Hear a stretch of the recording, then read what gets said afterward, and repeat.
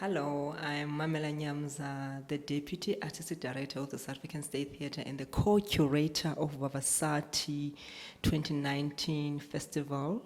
This is the 7th edition, and we're on our last week, and we have we have Llewellyn Reichman, all the way from Germany in Berlin. Hello. Hello, thank you so much. My name is Llewellyn, and I came last week from Berlin to South Africa, and it's my first time here. And I just performed my solo performance, Fool. Yeah. Okay, thank you, Llewellyn, for that really abstract work.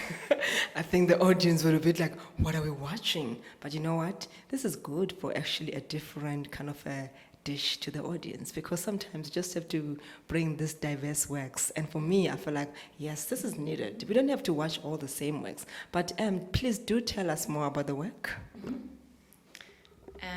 So I'm fascinated by the character of the fool. And I found about this character first in mostly the Shakespearean plays. And one of my favorite one is King Lear. And there, one of the main scenes is where the king screams to the nature that nature should destroy him, but the fool actually says like, hey, you have to figure out yourself.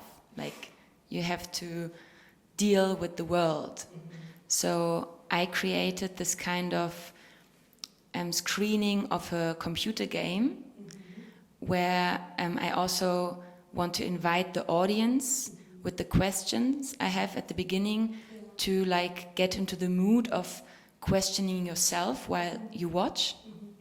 And so I am actually Folly on stage, and Folly is like a human, and he is in a dialogue or in a battle with Fool, how to handle the current situation of being human, being in this world, how to deal with the global system. And yeah, so questions go on from this point.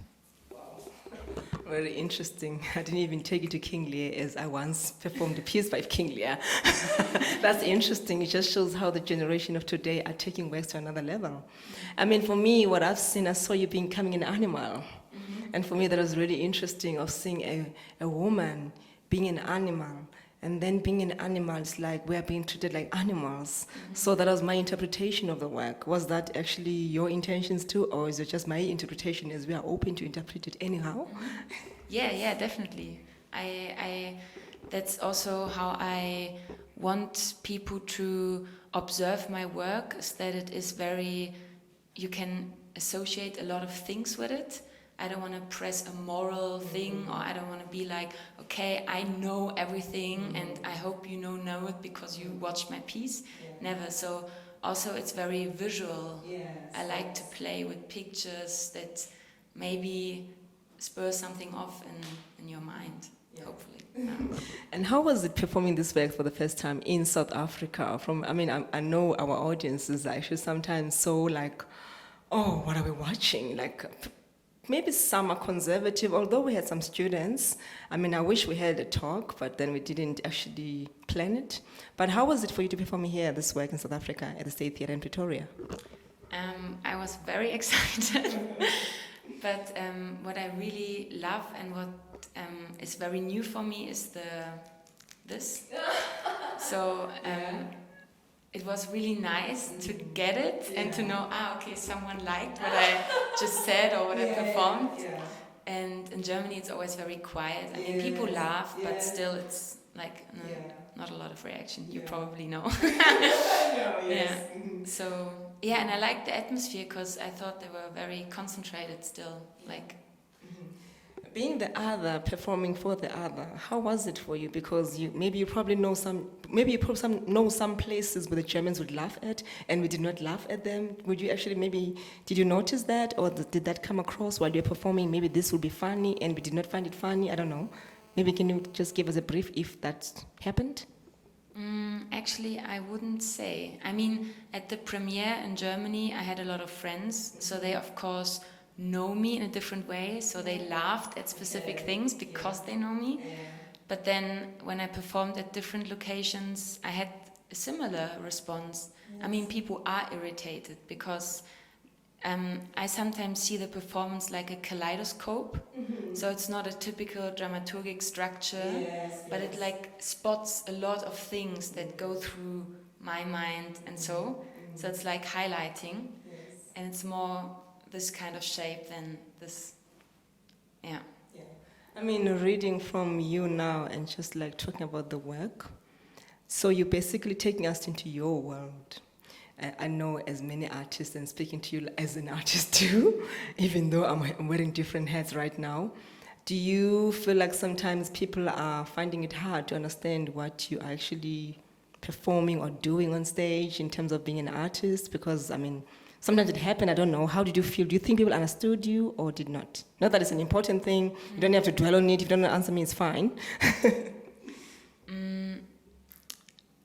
I think what the responses that I had so far is that they are sometimes, they understand stuff emotionally, so they get grabbed by something. And also, because I studied acting, I hope that I am able to transfer some emotions, like because these topics interest me.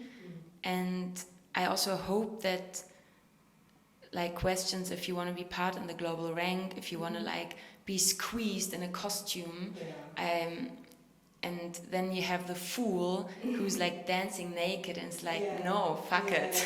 Let's be just wild in the woods. So that's kind of also a message to be like, hey, we have to get wild because otherwise we're just gonna be programmed in this system. I mean, as women, we live in this society where we are programmed. Sometimes we pretend like, or maybe we are actually seen as people who must be perfect. And it was actually nice to see you just being wild in the bushes, you know? I mean, I didn't expect the bush from your side of the world, but just like, wow, that was actually interesting. I mean, also just being you, half naked and all that. And also this clique at home is like, wow, it's great. It's like, we're with you, you know? So that was actually interesting, you're right, because when you get that, something is good. And something is actually challenging the people. Because I think many people are challenged. Yes, I think many people are challenged because I think sometimes we're not used to works that don't have like a linear way of doing them. And I'm actually quite intrigued that you are an actress. And as an actress, you didn't do what actors would do on stage. And that is interesting. And why that route? Why did you choose not to do that as an actress? No, I'm just curious because it's interesting to talk about it and say why not. Because some people expect dancers to dance, expect actors to act. And for me, that was interesting coming from dance because I'm expected to do that too, and I don't do it. So in a way, I'm interested to hear your view about that. Well, I experimented, I was 3 years at a state theater, and I played a lot of roles. And I had my part, and I knew where the peak was. I knew, like, I didn't know then, but after 3 years, I developed skills, and so my longing for like also a different body approach or a different mindset, like the full performance is not improvised, but I don't have perfect stations. So I experimented every time new, and every time I go back and I sit there and I say, oh no, I found out more. And this like wants me to keep showing it. So maybe in a year, if I still show it, I'll be at a different degree in a way.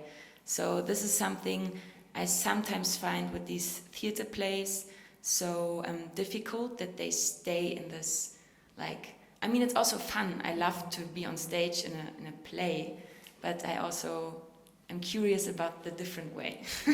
That is actually quite interesting because sometimes I think we are so boxed into how we were taught how to do things. And sometimes we have this curious mind of like, what happens if I do it this way?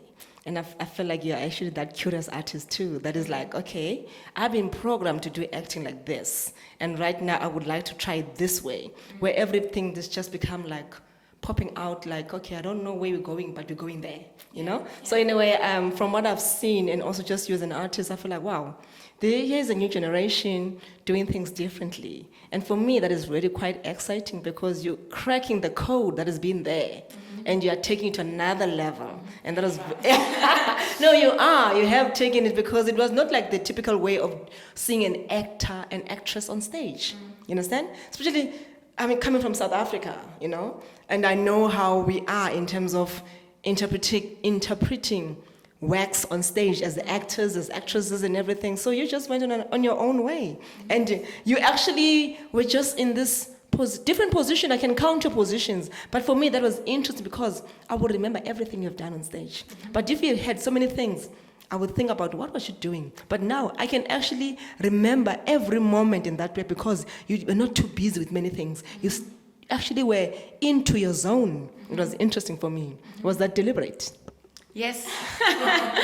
Yes, okay. Definitely. Thank you so much for inviting me. You're welcome. Thank you. I really enjoyed it. I will not speak for the others, but I think we were intrigued. I think we were challenged. And for me, that was important to actually program a work that was challenging as a curator. And I think it's strange that I'm actually interviewing you as a curator, but hello, I'm here, it's okay, and I've seen it. No, it's great because we need to see different works. We need to see works that are going to make people talk. Because sometimes we are getting works that are just literal, or just, I mean, there were works that were challenging too, and your works too is one of those that were challenging. What was the difference of projecting you in the projector on stage and actually you being on stage? Why that choice? Yes.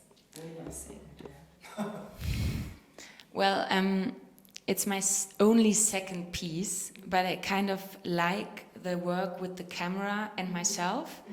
And so I like the medium to be like a scenery on stage because I don't have like a table or something to say where we actually are. So with the filming, it gives me the opportunity to get everything from outside that I want into the theater because I cannot get the bush inside the theater. I mean, it's just too much.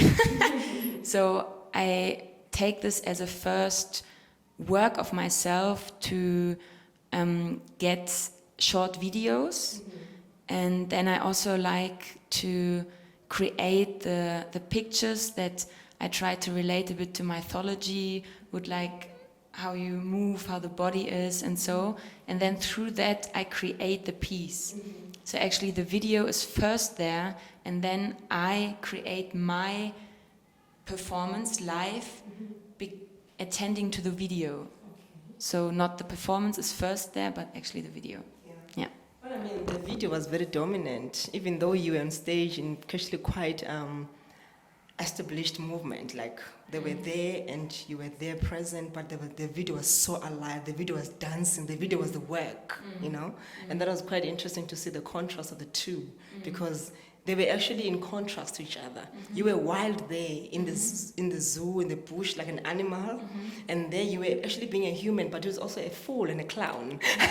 And that is actually saying something a lot about humans, that we are fools and we are clowns, you know? So I don't know if this refers to a woman or this refers to the animal.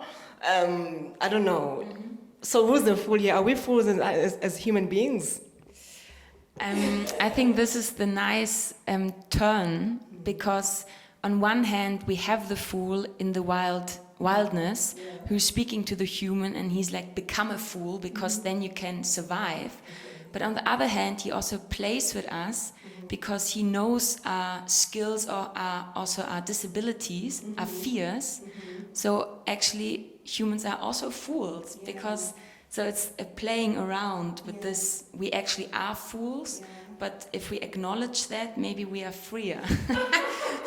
So it was that honest that I'm a fool. I mean, part of it was also just like I felt a bit of some violence within the bush. When you're lying down there, I had so many images of women. Maybe I would take it back to South Africa or maybe globally, because you're from Germany. You actually showed me an image of any woman who could be lying in the bush and anything could have happened to her. Some of those images were like, at some point it's like, it can be beautiful, but it was not beautiful. It was ugly, but it was not ugly. So all of these things were actually kind of projected on, like, I'm watching this, I'm like, wow, this could be an abused woman. But then this could be a free woman. This could be a mentally sick woman. So many images of different women in different ages or in different ways of being abused as well. Where actually those came across very strong as well. Even though at times it becomes funny. Like there will be this hip hop music. I see a woman who's addicted on drugs. You know, it's like there were all these different images, different suggestions of like, oh, now she's into drugs now. Oh, now she's abused. Oh, now she's violated. Oh, that was beautiful, even though it's not beautiful. So, that was kind of interesting because you took me to different spaces in one piece without actually saying a lot. That was interesting for me because, like, you didn't say too much, but a lot is making me, I was thinking while I'm watching you, like, interesting, you know?